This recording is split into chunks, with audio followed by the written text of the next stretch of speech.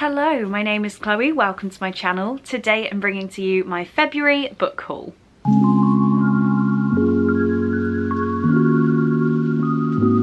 So apologies for the kind of dressed down, low effort video this is. I got a little bit out of sync with my filming schedule, and going back into the office pretty much full time has kind of ruined my filming schedule.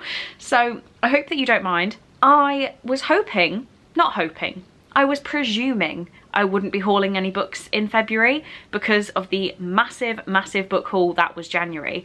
But I have 13 books to talk to you about that I definitely didn't need to acquire, but I have. So this has some books that I bought myself from charity shops, from BOOKSWAP, full price, and some gifts from you lovely people, as well as some gifts from a lovely company. So let's just go through them. So the first book I have here was actually a charity shop purchase just because it was in good condition and I wanted to get the series, and that is Jane Seymour, The Haunted Queen by Alison Weir. This is the third book in the 6 Tudor Queen series. I currently have number 1 out from the library and I owned number 5 already. So this was 75p and I decided it was a good purchase just because it's in perfect condition, and if I enjoy this series then it would be good to own it. I couldn't pass up the deal. I should be able to by now. And the other book that I got in that charity shop was My Lovely Wife by Samantha Downing. This is a book I actually came home to discover I have on my Kindle, but never mind. This is the American hardback edition. It looks so cool, and I've heard mixed things about this, but I did want to read it at some point. This says, our love story is simple. I met a gorgeous woman, we fell in love, we had kids. We moved to the suburbs. We told each other our biggest dreams and our darkest secrets. And then we got bored. We look like a normal couple. We are your neighbours, the parents of your kid's friend, the acquaintances you keep meaning to get dinner with. We all have our secrets to keep a marriage alive. Ours just happens to be getting away with murder. And I think that sounds really good. Then the book I got on BookSwap this month was The Prior of the Orange Tree by Samantha Shannon. I don't know why I purchased this. I really don't. I asked my patrons, hey guys, do you think I should spend £3.85 on The Prior of the Orange Tree? And they said, yeah, do it. So I snapped it up. I kind of wish I wouldn't have, because this came in really dreadful condition, but that's fine. That's the person who listed the book's fault, so whatever. But I know nothing about this apart from the fact there's a dragon, or dragons. Genuinely nothing. A world divided, a queendom without an heir, an ancient enemy awakens. I've heard it's really cool. Maybe I'll even listen to the audiobook, but I couldn't pass this up. And then a book I bought because I was doing a pre-order and I didn't want to pay for delivery, so obviously I just bought another book, is Without Merit by Colleen Hoover. This sounds really cool. I read the whole blurb in a vlog, so I won't do it again, but this is about a family called the Voss family and their daughter Merit, who collects trophies she hasn't earned and secrets her family forces her to keep. While browsing the local antique shop for her next trophy, she finds Sagan. His wit and unapologetic idealism disarm and spark renewed life in her until she discovered that he's completely unavailable. It says Without Merit explores the layers of lies that tie a family together and the power of love and truth. I'm just acquiring all Colleen Hoover. I have no excuses, apart from the fact I wanted free delivery. And speaking of pre-orders, obviously this book is going to be in so many people's book hauls, and that is House of Sky and Breath by Sarah J Maas. Apparently this is the Waterstones exclusive. I don't know what that means. It's not pretty on the sides or anything, but it is just overall gorgeous. I can't tell you what this is about because I still haven't read House of Earth and Blood, so let's hope that I love it, because I bought this on pre-order. It's now here and I've still not read the first one. So yeah, I'm just going to skip over this one. I then have some books that I showed you guys in my Tales by Mail unboxing, so make sure you do go and check that one out, but I just have the books here to show you. The first one is Sleepover Takeover by Simon James Green, and this is about Otis, who wakes up after an epic sleepover party at Rocco's house, where there's now a donkey drinking at the chocolate fountain, a huge inflatable sausage, doves everywhere, and the birthday boy has a tattoo on his forehead.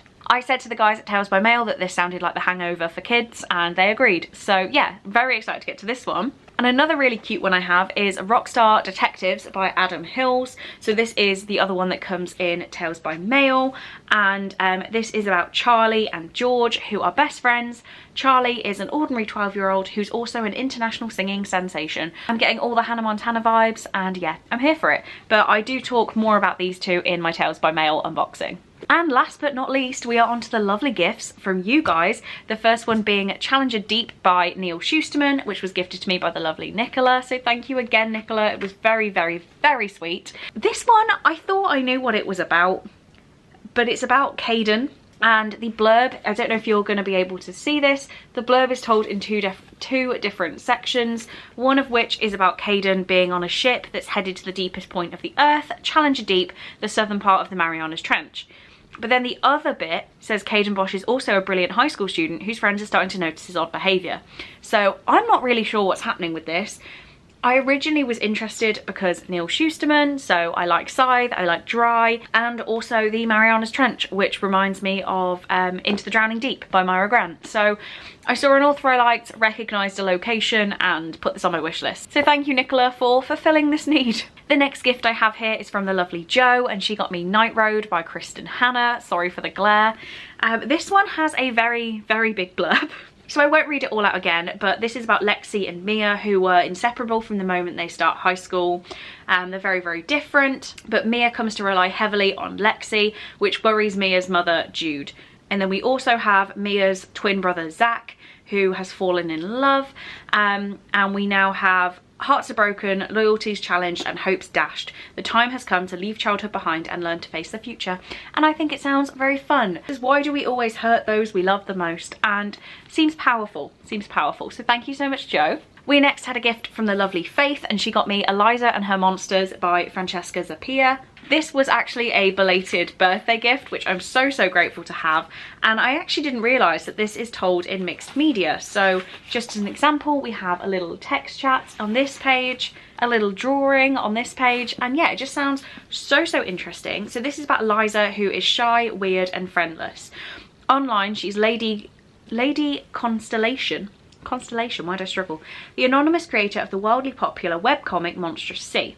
Then Wallace Warland, Monstrous Sea's biggest fanfiction writer, transfers to her school and draws her into a life offline she never could have imagined. But when Eliza's secret is accidentally shared with the world, everything she's built, her story, her relationship with Wallace, and even her sanity begins to fall apart. Why am I struggling?